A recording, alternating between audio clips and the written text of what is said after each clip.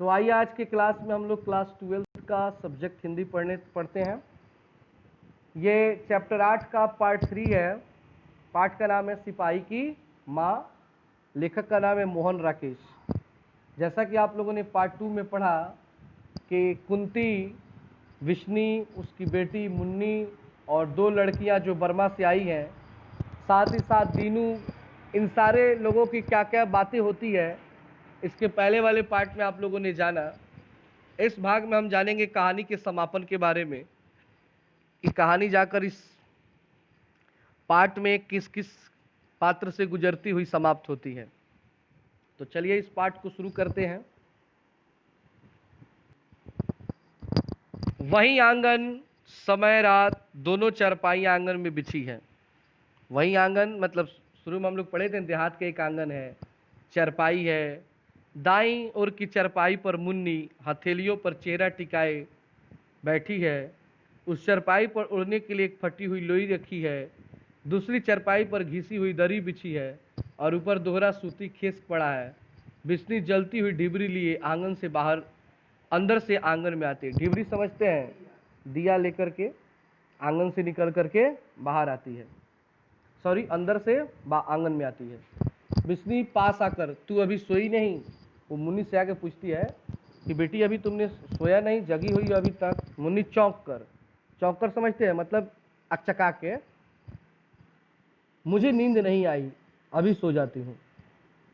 लोई खींचकर अपनी टांगों पर कर लेती है। बिस्नी, इतनी रात चली गई और तुझे नींद अभी नहीं आई? मुन्नी कहती है तुम भी तो अभी तक जाग रही हो। बिस्नी कहती है मेरी उम्र तो वैसे नींद नहीं आती, अब सो जा, सवेरे उठकर गोबर लाना है। कहती है कि सो जाओ, सुबह उठ के तुमको क्या लाना है? गाय भैंस का सारा गोबर इकट्ठा करना है। बिस्नी कहती है सॉरी बिस्नी अपनी चारपाई पर आकर बैठ जाती है। मुन्नी लेट जाती है। कुछ क्षण निस्तब्धता रहता है, मतलब कोई किसी से कुछ बोलता नहीं है कुछ समय के लिए। फिर मुन्नी कहती है करवट बदल कर, करवट समझते हैं ना, मतलब एक ओर से दूसरा कर घूम के, माँ आज तारो ससुराल से वापस आ गई है। तारो नाम की कोई लड़की है जो ससुराल से क्या आई है, गांव में नैहर आई है।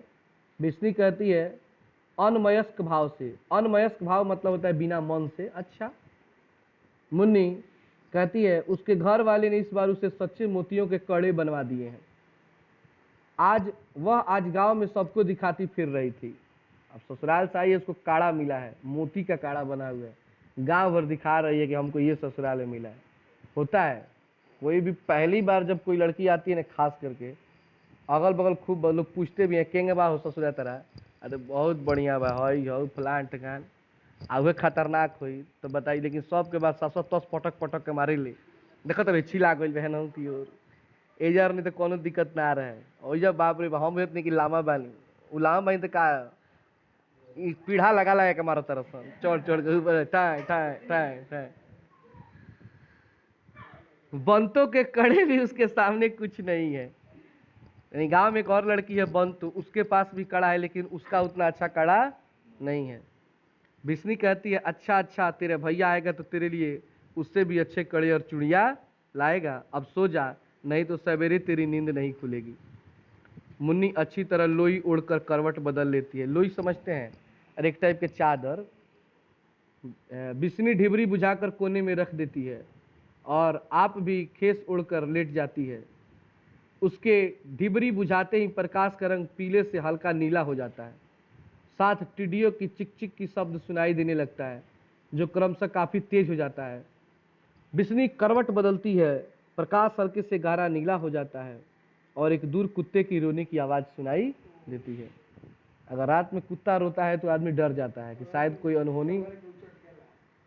फिर दूर गोली चलने का शब्द सुनाई देता है और कई व्यक्तियों की कराहने की आवाजें आती है। बिस्नी चक्कर उठ बैठती है। उसके उठने के साथ ही प्रकाश का रंग फिर हल्का नीला हो जाता है। बिस्नी, मानक, इधर उधर देखकर, मानक, कुछ ऐसा शब्द सुनाई देता है जैसे दूर आंधी चल रही हो, मतलब उठ के बैठ के चिल्लाने लगी मानक मानक। कोई उल्टा सीधा सपना देख ली होगी। घबराए हुए स्वर में मानक बाहर से एक आहत व्यक्ति की आवाज सुनाई देती है, माँ। बिस्नी चारपाई से उठ पड़ती है अस्त व्यस्त भाव से। तो सचमुच ही तू ही है मानक, कहाँ है बेटे? सुनसान में बिल्लियों के बोलने का सा शब्द सुनाई देता है और फिर जैसे कोई भागता हुआ आता है। बिस्नी अस्त व्यस्त भाव से चारों ओर देखती रहती है। फौजी लिबास पहने एक घायल युवक डगमगाता सा बाहर से आकर रोशनी के पैरों के पास गिर जाता है। बिस्नी तड़प कर उसके पास जमीन पर बैठ जाती है। मानक उसका सिर गोदी में लेकर आवेग बस उस पर झुक जाती है। मानक कठिनता से सिर उठाता है। कठिनता मतलब उसका सिर उठ नहीं रहा है। मानक कहता है, माँ। बिस्नी उसका सिर हाथों में लेकर विहल स्वर में, तू ऐसा क्यों हो रहा है बेटे? क्या हुआ है तुझे? मानक कहता है, मैं घायल हूँ माँ, मुझे गोलियां लगी है और दुश्मन है, अभी मेरे पीछे लगा हुआ है। बिस्नी कहती है, दुश्मन? कौन दुश्मन तेरे पीछे लगा हुआ है? तेरा कौन दुश्मन है? मानक सीधा होने की चेष्टा करता है पर सफल नहीं हो पाता। सीधा समझ रहे हैं? पता ऐसे गिरा हुआ है मुंह के भरे, उठना चाहता है सीधा होने के लिए, लेकिन उसको गोली लगी है तो उठ नहीं पा रहा है। मानक कहता है, उसको मैंने कई गोलियां मारी थी मगर वह मरा नहीं है, वह जिंदा है। वह मेरे पीछे लगा हुआ है, वह मुझे मारना चाहता है। उसने मेरा सारा शरीर जख्मी कर दिया है। मैं दौड़ता हूं तो वह मेरे पीछे दौड़ता है, मैं रेंगता हूं तो वह पीछे रेंगता है। वह मुझे नहीं छोड़ेगा, वह बड़ा खतरनाक है। पानी पानी। उसको प्यास लग जाती है और क्या मांगने लगता है? पानी मांगने लगता है। बिस्नी कहती है, तू उठ, चारपाई पर लेट जा, मैं तेरे लिए दूध गर्म करती हूँ। ई मांगता पानी, अब कहते रुको दूध गर्म करके ले आओ। अरे आदमी के प्यास लगी तो दूध थोड़े मन कर रहा पिए के। मानक कहता है, दूध नहीं, पानी। और यही वह अभी यहाँ आ जाएगा, जल्दी उधर देख, अंधेरे में वह आ तो नहीं रहा। मतलब उसका पीछा एक सिपाही कर रहा है उसे मारने के लिए। बिस्नी व्याकुलता पूर्वक बाहर की ओर देखती है, मतलब बेचैनी से बाहर देखती है, सही में कोई आ तो नहीं रहा है। बिस्नी कहते, नहीं बेटे, कोई नहीं है, तू यूं ही घबरा रहा है, उठ आराम से चारपाई पर लेट जा। मानक कहता है, नहीं, पानी। बार बार वो क्या मांग रहा है? पानी। बिस्नी पल भर असमंजस में रहकर उसे छोड़कर उठ खड़ी होती है और अंदर चली जाती है।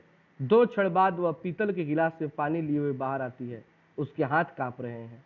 अब जाहिर सी बात है, किसी घर में किसी का बेटा है जिसके बारे में वो दिन रात सोचे और उसको गोली लगा हो तो कोई भी आदमी बेचैनी में न रहेगा।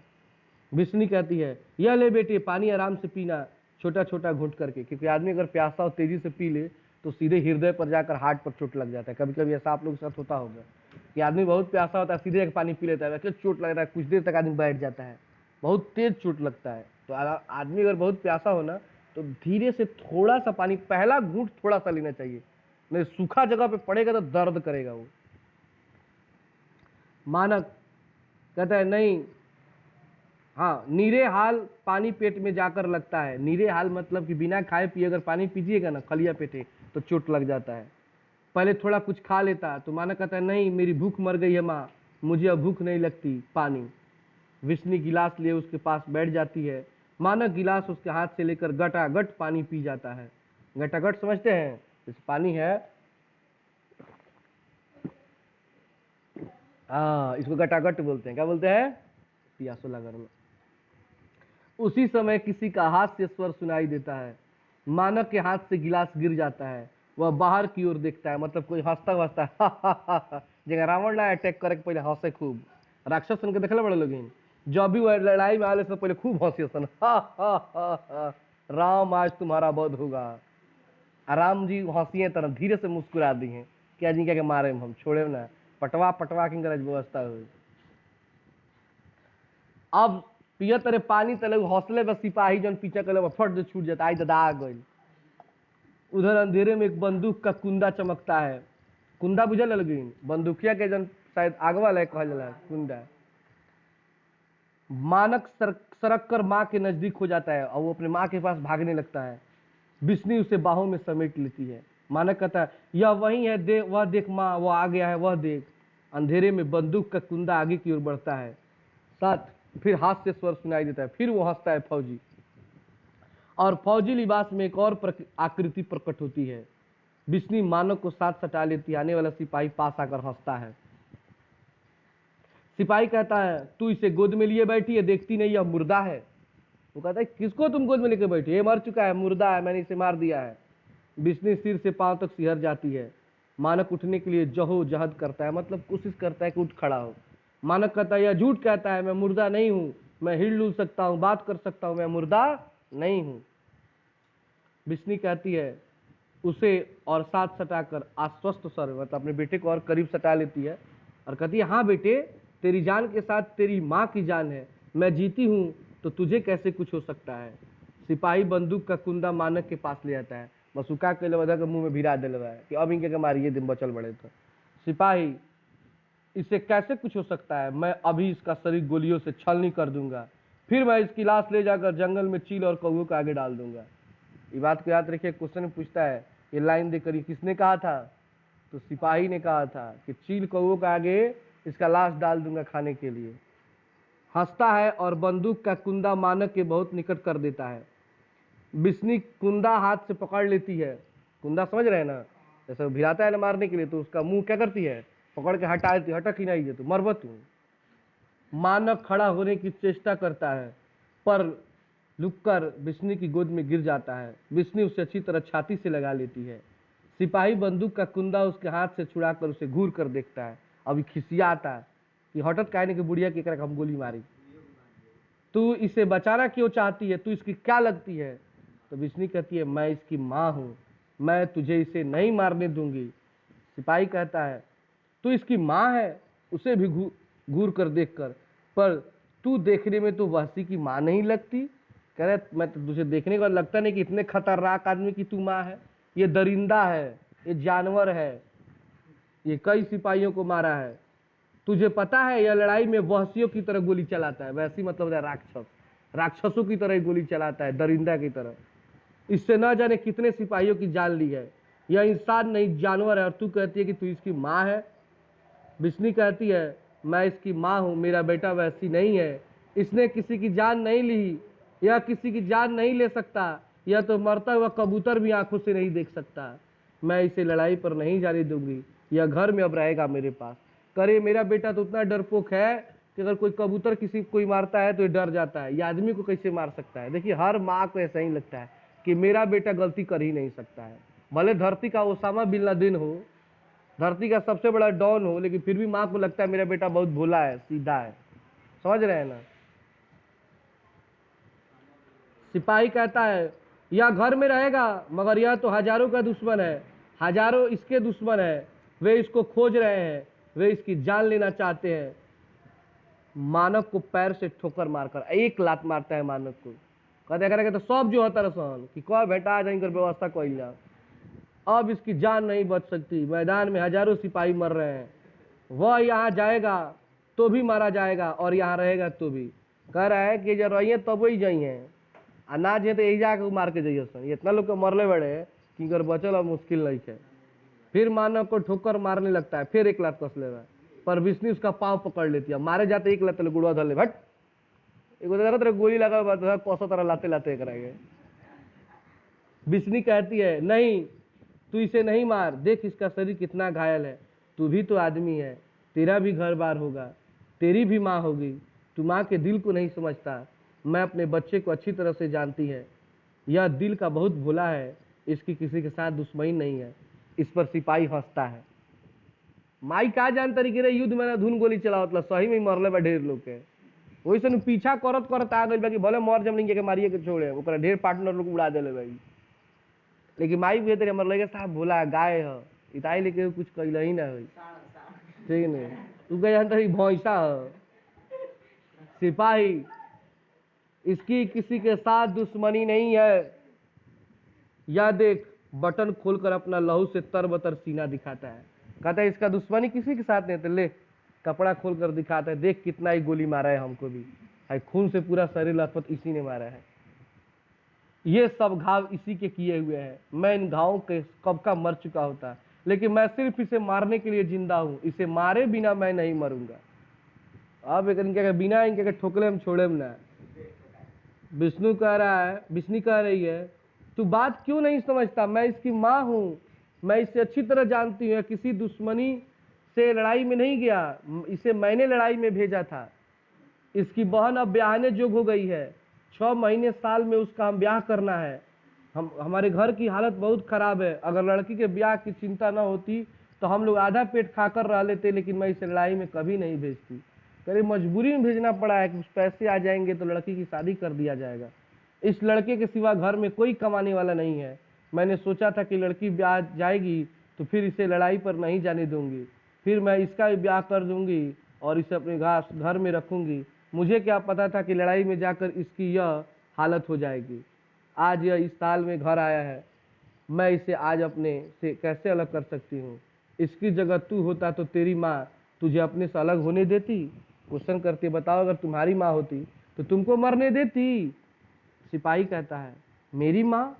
जरा सा हंसकर, मेरी माँ अब पागल हो गई है। कह रहा है कि हमरा भाई के पगला गई बिया, वो जान गई बिया कि हम मरा गई बनी, तो उस पता लगल कि पगला गई बिया।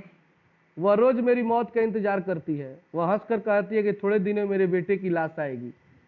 मतलब उसको पता हो गया कि लड़ाई लग गया, अभी जिंदा बचने वाला नहीं है।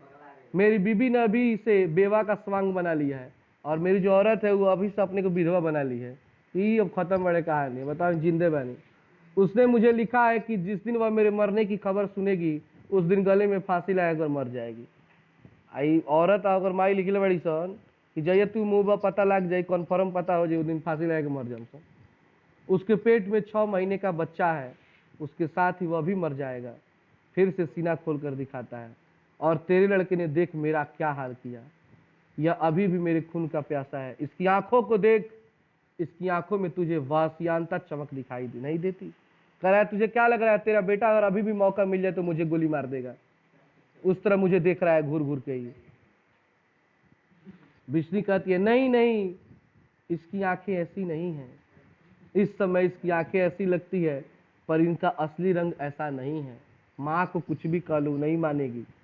गांव में लड़कन में मार हो जाला तो मातारी लड़े चल दिली सन, मन में न कर ली सन मार लेके गलती कैले, लागे लगे इनकर बेटा हरिश्चंद्र, बाकी सारा लोग रावण हलू, ठीक नहीं? अपने लड़के को नीमन लागे ले सन। सिपाही कहता है, तू इसकी आंखों का रंग नहीं पहचानती, तू इसकी माँ है, पर तू इस रंग का मतलब नहीं जानती। इसकी आंखों में दुश्मनी है, जब तक मैं सामने हूं इसकी आंखों का रंग नहीं बदलेगा। देख यह कैसे आंखों में खून भरकर मुझे देख रहा है। मानक सहसा अपने को झटक कर उठ खड़ा होता है। वह सिपाही का गला दबाने के लिए उस पर झपटना चाहता है, पर सिपाही झट से बंदूक का कुंदा फिर तान देता है। फिर एक तैयार भइल पटक के मार दी मानक, लेकिन धर के तान दिले, दागिए दिन ढेर अस्ती रहब कि ना, तुम बतियाओ तनी बतिया ले दो। बिस्नी जल्दी से बंदूक के कुंदा के आगे, फिर बिस्नी उसके कुंदा के आगे आई थी, ना बाबू अगर इनके मारे के बतैले हमारे लाश से गुजरे के पड़ी। हर फिल्म के डायलॉग रहेगा, इसको मारने से पहले मेरी लाश से गुजरना होगा। कॉमेडी वाला में गोलियां मार दिले सन, करे चल हट अब आओ तोरा के मारे में। मैंने सीरियस फिल्म हुई तो ना मरिए सन, यही कोनो कॉमेडी सीन रहेला तेरे लाश से अब इनके मारे, ठीक है? विष्णु, नहीं, तू इसे नहीं मारेगा, तुझे तेरी माँ की सौगंध, तू इसे नहीं मारेगा। अब देखा इमोशनल करते रहिए बकरा के। सिपाही, मैं इसे नहीं मारूंगा तो यह मुझे मार देगा। तू यही चाहती है, तू चाहती है कि ये मुझे मार दे? विष्णु कहती है, नहीं, यह तुझे नहीं मारेगा, मैं इसकी माँ हूं, मैं इसे जानती हूं, यह तुझे कभी नहीं मारेगा। मानक कहता है विभत्स स्वर में, मैं इसे नहीं मारूंगा।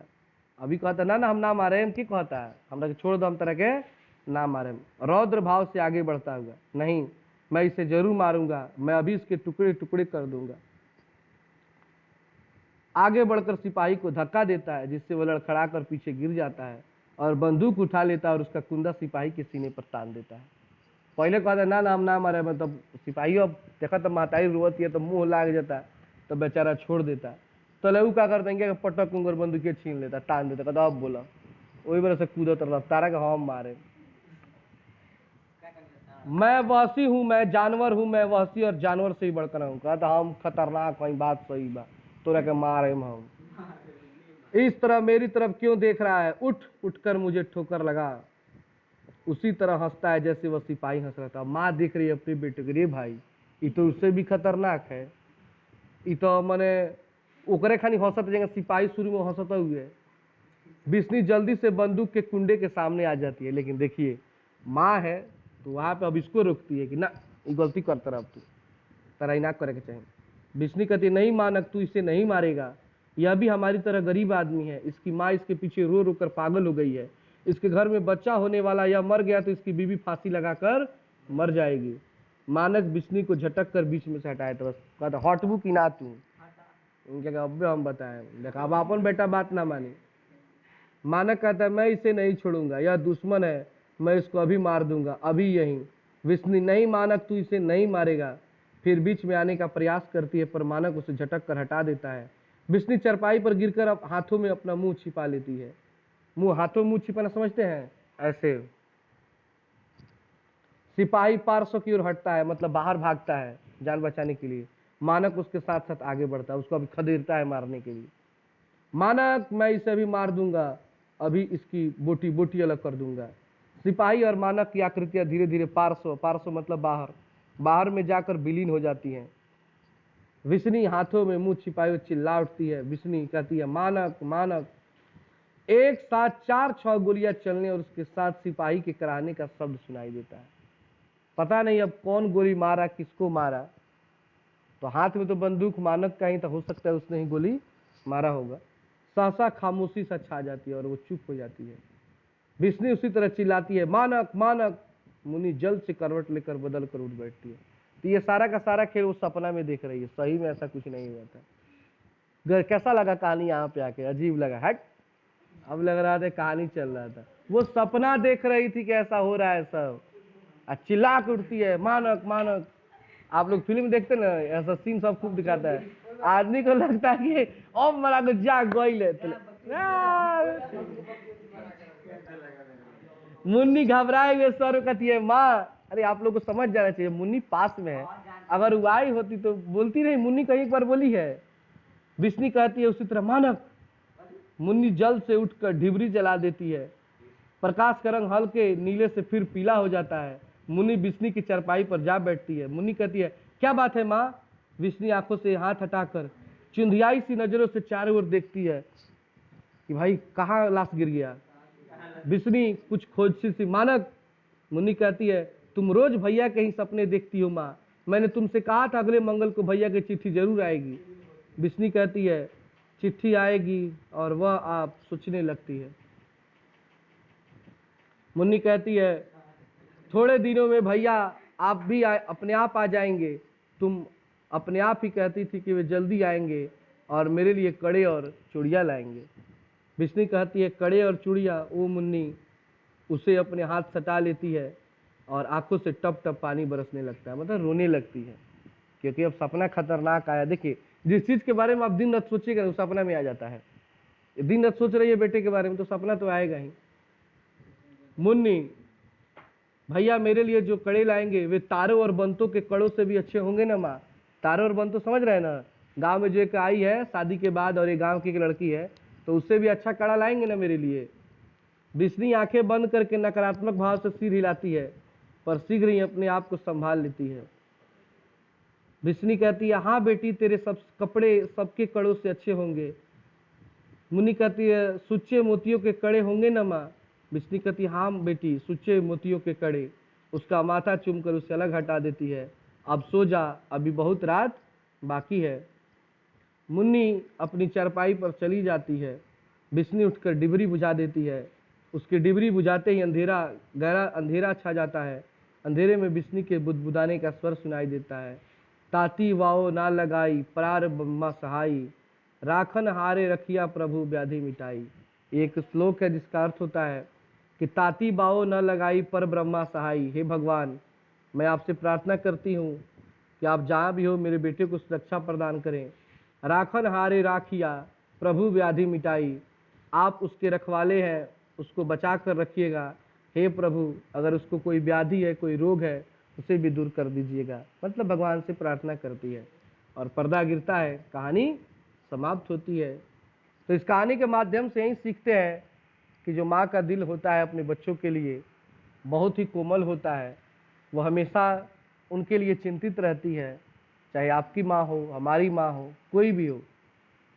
वो एक अलग सी फीलिंग्स होती है सभी बच्चों के लिए। तो चैप्टर समाप्त होता है। इसके अगले पार्ट में हम लोग ऑब्जेक्टिव क्वेश्चन पढ़ेंगे। तो आज के लिए इतना ही।